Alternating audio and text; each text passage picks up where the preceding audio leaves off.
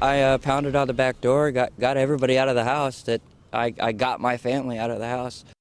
A fiery crash in Council Bluffs. A son comes to the rescue after a pickup truck crashes into his mother's home.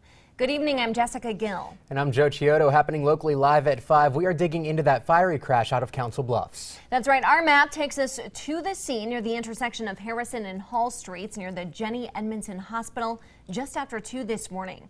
The pickup slammed into the porch of a home and burst into flames. The driver who caused all the trouble and damage ran away from the scene. John Chapman has been in that neighborhood all day. He continues our coverage.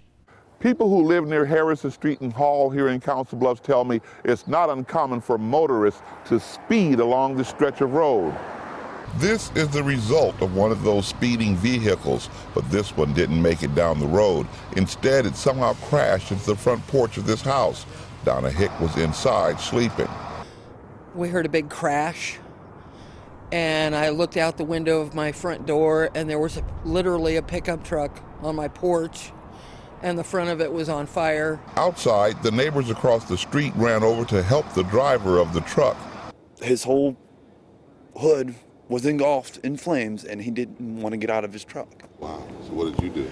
I pulled him out. We kind of had to push him down a couple times just to get him to stay there. I mean, he was covered head to toe in blood, and I was trying, because I'm a nurse, so I had to have my fiance come over and grab my stethoscope and everything just to try and go over there and check him out to make sure that he was okay, and he wouldn't even let me look at him. The driver who caused all of this damage and confusion got up and ran away from the scene. And run off and not care enough to make sure people in that house got out. He just didn't seem right at all.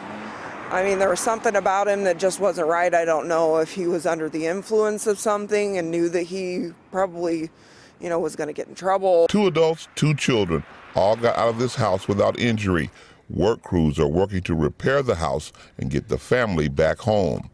With photographers Alex Hassel and Mike Plews, John Chapman, WOWT 6 News. The Red Cross is putting the family up in a local hotel for a few days. The landlord says the house can and will be repaired. Police are looking to question the registered owner of the truck.